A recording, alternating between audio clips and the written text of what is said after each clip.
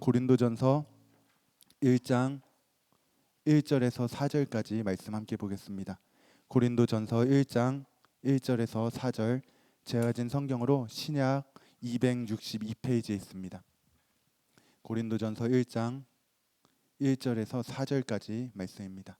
우리 한 절씩 번갈아가면서 읽고 마지막 절 함께 읽도록 하겠습니다. 하나님의 뜻을 따라 그리스도 예수의 사도로 부르심을 받은 바울과 형제 소스데네는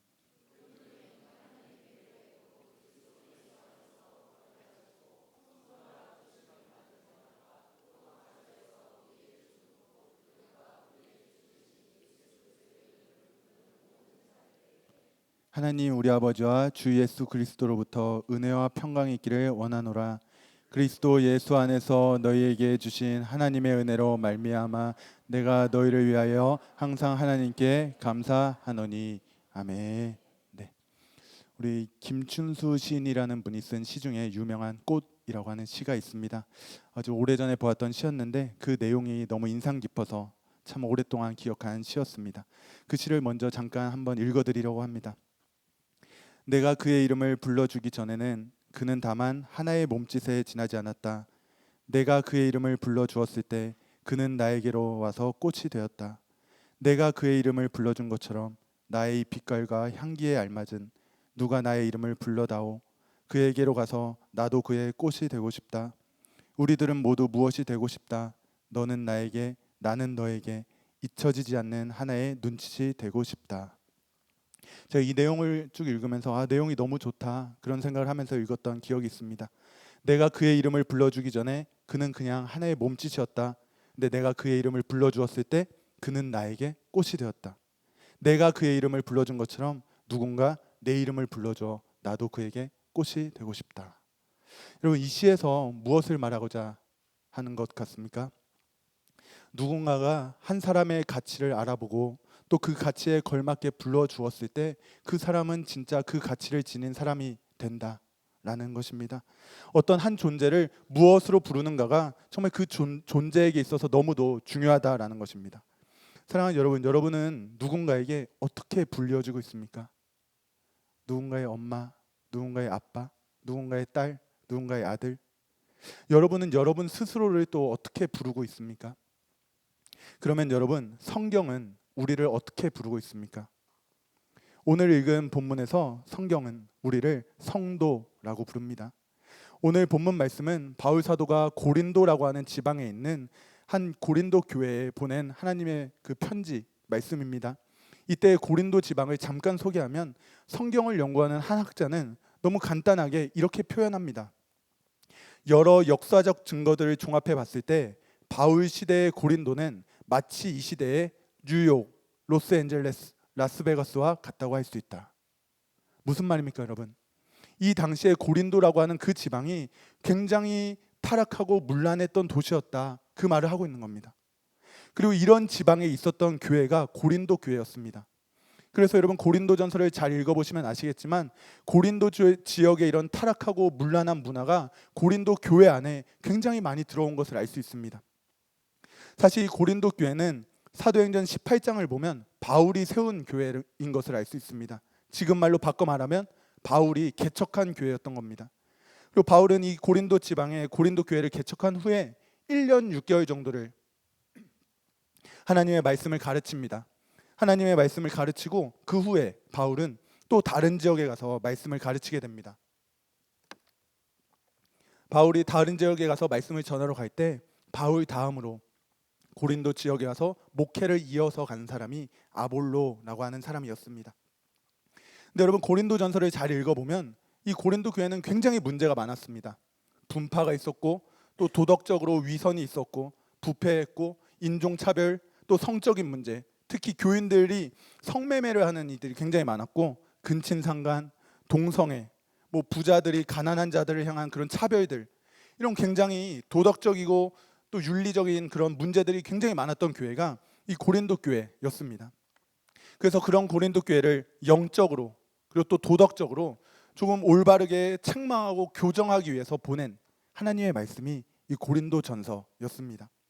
결국 이 고린도 교회를 정리하면 바울이 개척한 교회, 그리고 바울 다음으로 아볼로가 후임 목사로 사역을 했던 교회, 그러나 교회에 있어서는 안 되는 수많은 문제들이 있었던 교회라고 할 수 있습니다. 이런 교회에 바울이 편지를 보냅니다. 그리고 그 편지를 보내는 이유는 아까 말씀드린 것처럼 그 교회를 다시 한번 다잡기 위해서, 다시 한번 교회를 교회되게 만들기 위해서였습니다. 근데 이 고린도 교회가 가지고 있었던 수많은 문제들 중에 이 바울 사도에게 너무 중요했던 한 가지 문제가 있었습니다. 그것은 이 고린도 교회에 있는 성도들이 저 바울 사도가 진짜 사도인지를 의심하는 것이었습니다. 저 사람이 진짜 목회자가 맞나? 저 사람이 진짜 우리의 사도가 맞나? 예수님이 보낸 사람이 맞을까? 그 의심을 하는 것이었습니다. 그래서 고린도전서 4장을 보면 고린도 교인들이 바울을 판단했다 나옵니다. 또 고린도전서 9장을 보면 바울의 사도권에 대해서 시험했다 나옵니다. 그래서 바울이 여러분 오늘 본문 1절에 이렇게 시작하는 겁니다. 하나님의 뜻을 따라 그리스도 예수의 사도로 부르심을 받은 바울과 형제 소스데네는, 하나님의 뜻을 따라 그리스도 예수의 사도로 부르심을 받은 바울. 고린도 교회에 있는 이들이 바울 사도가 진짜 사도인지 진짜 목회자인지 의심하니까 바울이 말하는 겁니다. 하나님의 뜻을 따라 예수의 사도로 부르심을 받았다. 근데 여러분 우리가 한 가지 생각해 볼 건, 과연 이런 상황에서 이 바울 사도와 성도들의 관계가 과연 어떠했을까? 바울 사도는 고린도 교회 성도들을 보면서 어떤 마음이었을까? 또 고린도 교회 성도들은 바울 사도를 어떤 마음으로 보았을까? 입니다, 여러분. 바울은 자신이 개척한 교회에 있는 성도들이 자신이 진짜 목회자인지를 의심하는 겁니다. 그러면 여러분 바울이 어떤 마음이었겠습니까? 어떤 눈으로, 어떤 마음으로 성도들을 바라보면서 그 성도들을 대할 수 있었겠습니까? 바울이 오늘 본문 2절에 여러분 이렇게 말씀합니다. 고린도에 있는 하나님의 교회 곧 그리스도 예수 안에서 거룩하여지고 성도라 부르심을 받은 자들과 또 각처에서 우리의 주 곧 그들과 우리의 주 대신 예수 그리스도의 이름을 부르는 모든 자들에게, 고린도에 있는 하나님의 교회 그리스도 예수 안에서 거룩하여지고 성도라 부르심을 받은 자들, 여러분 이게 바울이 가진 눈이었습니다. 하나님의 교회 예수 안에서 거룩하여지고 성도라 부르심을 받은 자들아. 여러분 여기서 이 성도라고 하는 이 말은 신약 성경에 원래 쓰여진 언어인 헬라어로 보면 하기오이스라고 해서 여러분 거룩한 자들이란 뜻입니다. 구약 성경에서 여러분 출애굽기 19장에 이스라엘 백성들이 처음으로 하나님의 백성으로 부르심을 받았을 때 그때 처음 사용된 단어가 이 단어입니다. 구약 성경에선 이스라엘 백성들을 지칭한 말, 신약 시대에 와서는 정말 하나님을 잘 믿고 구세주로 영접한 이들을 향해 부른 말, 하기오이스. 여러분 그 말입니다. 바울이 지금 고린도 교회에 있는 성도들을 향해 하나님의 선택받은 자들아, 예수님을 구주로 영접한 자들아 이렇게 부르는 겁니다. 여러분 이상하지 않습니까? 바울이 정말 그렇게 부르고 싶었겠습니까? 자신이 개척한 교회임에도 불구하고 내가 진짜 사도인지 진짜 목사인지를 의심하고 있는 사람들에게 거룩한 자들아, 예수 그리스도를 영접한 자들아, 너희는 하나님의 백성이야. 여러분 이렇게 부르고 싶었겠습니까? 그리고 또 고린도 교회 안에 수많은 문제가 있었다. 파벌이 있었고 성적인 문제가 있었고 차별이 있었다. 이걸 다 들었습니다. 다 듣고 났는데 그런 교회를 향해 바울이 뭐라고 부릅니까? 하나님의 교회다. 너희는 정말 하나님의 교회고 너희는 정말 성도다. 이렇게 부릅니다. 여러분 바울이 정말 그렇게 부르고 싶었겠습니까? 그리고 여러분 그렇게 불러도 됩니까 정말? 근데 여러분 너무 이상하게도 바울은 그렇게 문제가 많은 고린도 교회를 향해 하나님의 교회다라고 부르는 것을 망설이지 않습니다. 그렇게 자신의 목회자의 그 정체성을 의심하고 사도권을 의심하는 성도들을 향해서 거룩한 자들이라 부르는 것을 조금도 주저하지 않습니다. 왜 그렇습니까 여러분? 아까 처음에 읽어드린 그 김춘수 시인의 꽃이라고 하는 시와 같습니다. 여러분 그들을 그렇게 불렀을 때 그들이 다시 한번 자신들이 그런 이들이란 것을 깨닫는 겁니다. 그리고 우리가 그런 자인이 그렇게 살아야겠다 다시 한번 생각하게 되는 겁니다, 여러분. 예전에 제가 신대원에 다닐 때, 신학대학원에 다닐 때 한 교수님이 이런 말씀을 하셨습니다. 본인은 설교를 할 때 항상 처음에 성도 여러분이라는 단어를 사용해서 인사를 하고 설교를 시작한다는 겁니다. 그러면서 저희들을 가르치실 때 여러분도 꼭 설교 현장에 나가서 성도 여러분이란 단어를 사용해서 인사를 한 후에 설교를 시작하십시오 이렇게 말하는 겁니다. 그때는 여러분 그게 도대체 무슨 의미가 있나, 왜 그렇게까지 해야 되나라는 생각이 들었습니다. 근데 여러분 오늘 본문을 읽고 생각하면서 깨달았습니다. 아, 그렇게 불러주면서 그 말을 듣는 이들로 하여금 우리가 어떤 존재인지 다시 한번 깨닫게 하는 거구나, 우리가 어떤 자들인지를 다시 한번 생각하게 하는 거구나 알게 된 겁니다. 사랑하는 성도 여러분, 그래서 바울이 비록 수많은 문제를 가지고 있는 그 고린도 교회이지만, 자신을 향해 불만과 의심의 눈초리를 가지고 있는 그 성도들이었지만 하나님의 교회다, 성도다 부르는 겁니다. 그리고 여러분, 단순히 그렇게 불렀을 때 그들이 정말 그렇게 되기 때문만은 아닙니다. 또 한 가지, 성도라고 하는 그 칭호는 여러분 자격을 갖추었기에 불러지는 게 아닙니다. 그들이 하나님과 관계되어 있기 때문에. 정말 여러분 거룩해서 성도라 부르지 않습니다. 너희가 하나님 안에 있고 하나님이 너희를 사랑하시니 너희를 성도라 부른다 하는 겁니다. 사랑하는 여러분, 정말 우리가 성도라는 그 호칭을 가질 만한 자격이 있습니까? 우리가 하나님과 관계되어 있기에 성도라 불려집니다. 우리가 하나님과 관계되어 있기 때문에 하나님의 교회라 불려지는 겁니다.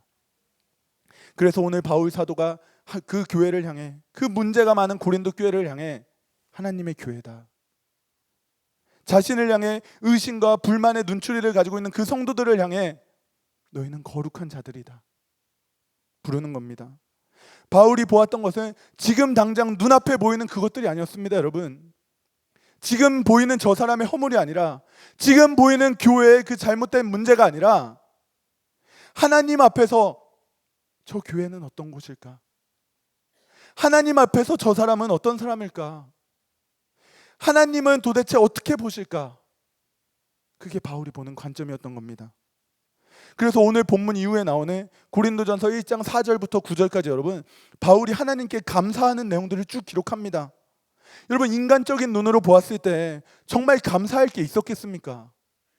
수많은 문제가 있었음을 들었고 자신을 향해 의심과 불만의 눈초리를 가지고 있는 그 성도들에게 여러분 어떻게 감사할 내용을 적습니까? 근데 바울은 그런 인간적인 눈으로 고린도 교회를, 또 성도들을 본 게 아닙니다. 하나님의 눈으로, 하나님의 관점으로 그 교회와 성도들을 본 겁니다. 사랑하는 여러분, 여러분은 어떤 눈으로 교회를, 또 성도들을 바라보고 있습니까? 시대가 흘러가면서 너무 자연스럽게 교회를 향한 비판이 나옵니다. 너무 자연스럽게 성도를 향한 비난이 나옵니다. 세상에서 그러니 우리도 그러고 있습니다. 어디 가서 그리스도인이라는 것을 밝히기조차 부끄러워지는 이 시대 속에 여러분은 어느 자리에 서서 어떤 눈을 가지고 교회와 성도를 바라보고 있습니까?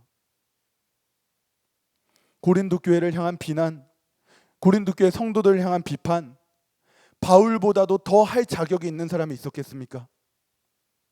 내가 개척한 교회인데 수많은 문제가 있다는 것을 들었는데 자신을 향해 의심과 불만의 그 눈초리를 끝없이 보내는 그 성도들인데 바울보다도 더 고린도 교회를 비판하고 비난할 자격을 갖춘 사람이 있었겠습니까? 근데 여러분, 바울은 그렇게 하지 않습니다. 바울은 그 눈을 가지고 고린도 교회를 바라보지 않습니다. 바울은 모든 문제 앞에서 하나님의 은혜를 먼저 바라보는 겁니다. 비록 많은 문제가 있었지만 그럼에도 고린도 교회에 주신 하나님의 은혜를 먼저 기억하고 그 은혜를 먼저 본 겁니다, 여러분. 불만과 의심의 눈초리를 가진 성도들이 가득했지만 그럼에도 하나님이 주신 은혜가 무엇이었을까? 그것 가지고 감사하는 겁니다. 그래서 바울 사도가 고린도전서 1장 4절에 여러분 이렇게 고백합니다.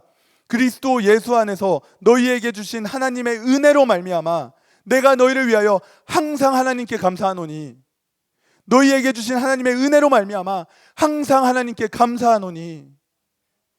사랑하는 성도 여러분, 어떤 눈을 가지고 교회를 보고 있습니까? 어떤 눈을 가지고 성도들을 바라보고 있습니까? 여러분이 먼저 생각하고 기억하는 것이 은혜입니까? 아니면 문제입니까? 근데 여러분, 또 한편으로는 오늘 바울 사도의 이런 편지를 받는 고린도 교회는, 그리고 그 교회에 다니는 그 성도라 불려지는 그들은 어떤 마음이었겠습니까? 바울이 우리의 문제를 다 알고 있을 텐데,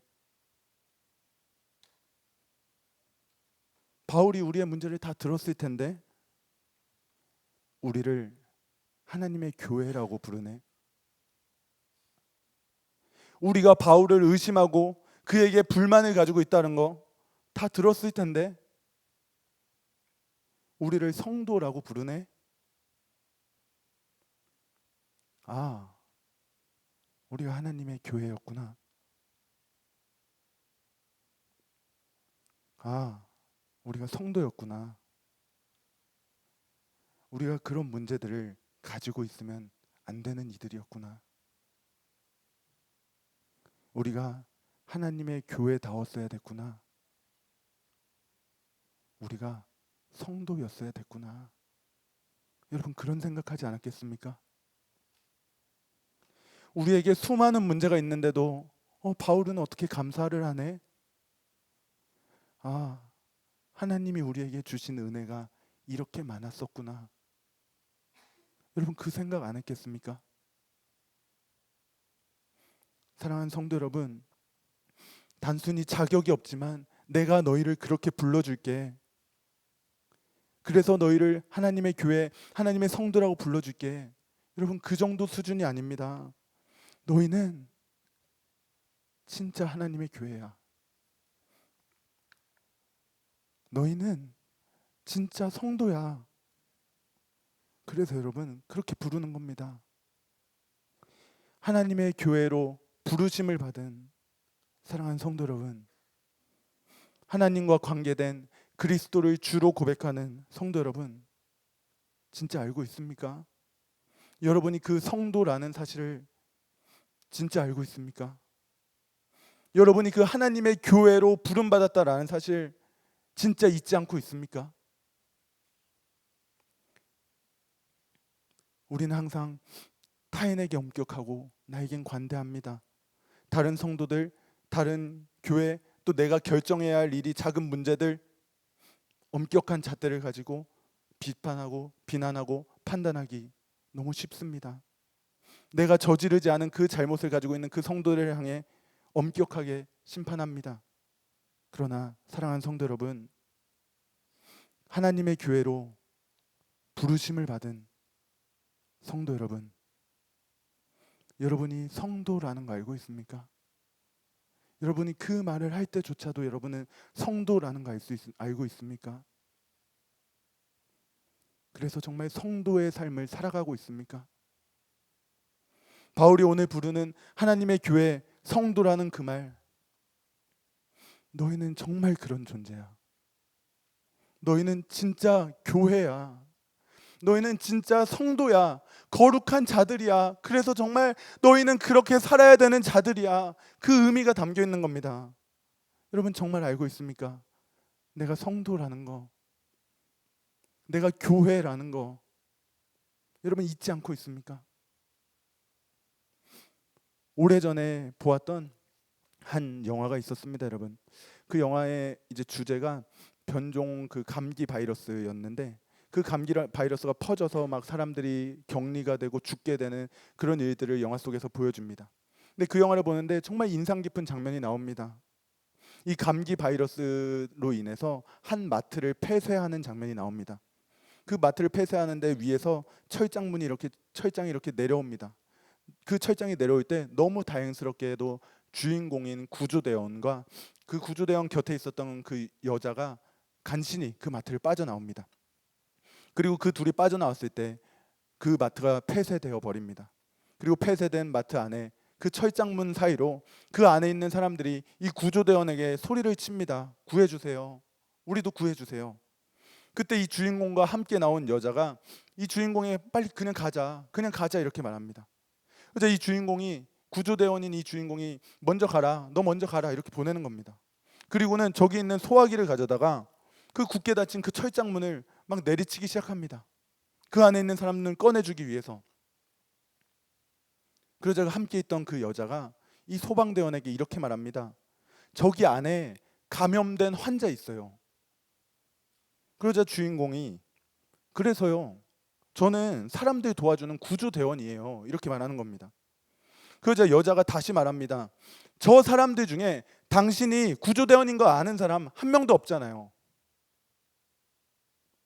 이때 이 주인공이 정말 여러분 의미심장한 말을 합니다. 내가 알잖아요. 내가